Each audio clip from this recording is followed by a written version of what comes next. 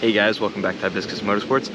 Today we are going to be doing a fender cut on the Jeep, as I recently got brand new bigger wheels and tires for it. So the Jeep now has 31 inch in overall diameter by 10.5 inch wide on a 15 by 8 inch wheel. So as I've been, I put them on and I've been daily driving, I've noticed that at full lock the wheels and tires are rubbing very slightly, very slightly on the fenders. So today we're going to be alleviating that. So this is going to most likely be a two-part series, where the first part, which is today's video, we're going to be doing a simple trim just for daily driving, and the second video we're either going to be building custom fender flares, or I might order a kit of aftermarket ones, as I do need fender flares still to drive it legally on the road. But yeah guys, so I hope you enjoy the video. Alrighty. So obviously, first thing first is jack the car up and take the tires off, as we don't want to cut them. Because again, all we're going to be doing with this is just simply going to remove the OEM fender flare, and we're just going to cut back here a little bit. I'm going to tape it all off to show it better and also keep a straighter line. But yeah, so I'll get right back to you guys when the tires are off. So with the wheel and tire off, the next step we're going to be doing is just taking this OEM fender flare off, and along most of it there's little clips, as you can kind of see right here, but underneath down here there is one bolt.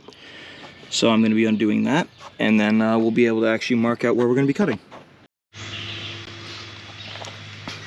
So now that we have the OEM fender flare off, I went ahead and removed the one little washer that holds this section of the fender liner in, as I plan on keeping my fender liner, and I do want to keep the OEM fender flare, as I've said, for now. I am looking at making this a 2-video series, where for now we're going to use the OEM fender flare and just cut about from here. I'll tape it off, but from about here down and down from there, just to avoid the tire from rubbing on any of this anymore. And then further along, we're going to eventually cut most of this actually out and build a special fender flare from there. But so now what we're going to do is we're just going to tape off right here and begin cutting.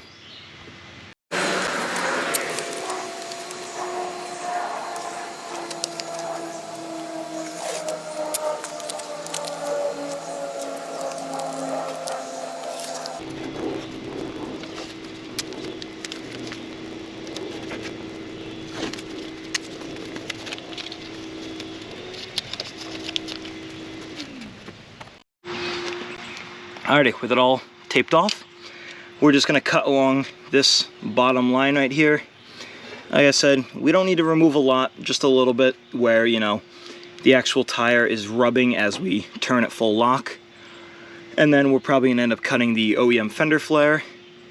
And I mean, like I said, I am planning on removing all of this, but I don't have the materials to build the custom fender flares that I want, because I don't need to build them technically, but I don't want to kick up a bunch of rocks and all that at my own car and at other people's cars, so that's why I want to build those other fender flares. But this should be a simple fix for now, so that we can, drive the car perfectly fine. So always remember, when you're cutting, or whatever you're using, I'm going to be personally using a jigsaw. You can use, an angle grinder. I just figured that was going to be a little hard to actually follow this line precisely, or a little cut-off wheel, whatever you want. But always remember, safety first. Wear safety glasses. Alrighty, let's get cutting.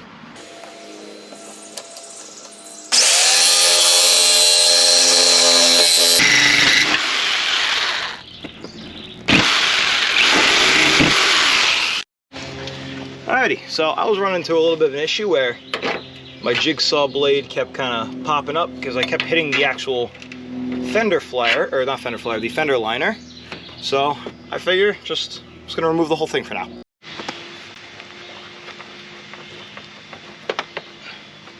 So the fender liner is held on by a mix of bolts and nuts and these little body clips.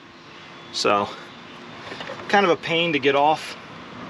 If you have a clip puller, that would probably work a bit better, or a screwdriver, or you can do what I'm doing and just kind of wiggle the fender liner and pull on it, and it'll begin to pull on that actual body clip and eventually you will get it out. So just got to be a little patient with it.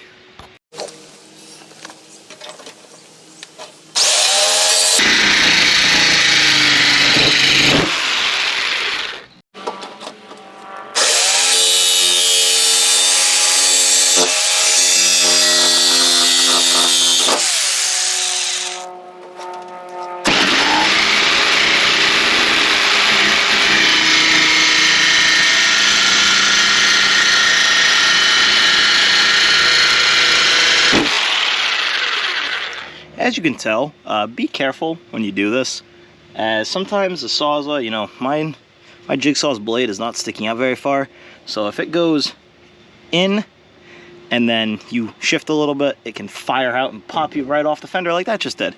So definitely be careful, and then if you're doing the other method and using like a cutoff wheel, you definitely have to be careful, because as that wheel's spinning, you know, it's getting everything super hot. And again, the wheels can break, things like that. So I didn't want to use an angle grinder, like I said. I wanted to personally use the Jigsaw. I figured that it was just a safer method. But I might put a longer blade on so that stops jumping. But yeah, so safety first. Alrighty, so now as you can see, we got most of it cut down, followed the body line. My Jigsaw, I'm gonna keep saying that, the blade was a little too short, didn't have any longer ones, so I just pulled out my angle grinder because I didn't want to do all of this with it.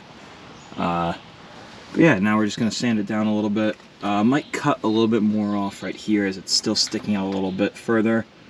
But first things first, we're gonna sand this all down and see what it looks like. Alrighty, so we just sanded it all down with a sanding wheel. Now we're gonna remove all the tape.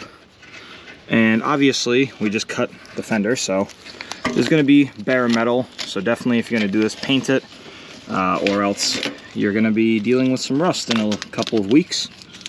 But yeah, so as you can see, it's not the smoothest. There's a little notch right there I got to sand, little notch right there, and down here I got this little just extra, sorry, can't see it right there, this little lip that I got to finish sanding down.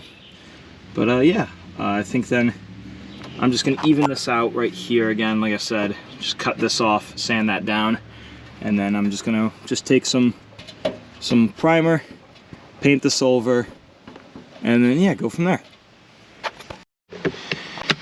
Alrighty, so now as you can tell, it's all trimmed down nicely, nice and deburred down there. Is definitely flattened out much more evenly. Now we're just gonna tape off this again. I just removed the paint just because I wanted to be able to feel for any kind of burrs on either side of it. And yeah, I mean, it's definitely not the most straight, but I'd say it's pretty good. Grinding wheel, or sanding wheels, sorry, definitely take off a lot more material than I was expecting, but this is also very thin, so it makes sense. But yeah, now we're just gonna make sure we paint on the outside and the inside, because I was watching a little bit of paint from the inside, kind of chipping away. We're just gonna, you know, prime it, paint it, all that, and start getting work on the other side, so.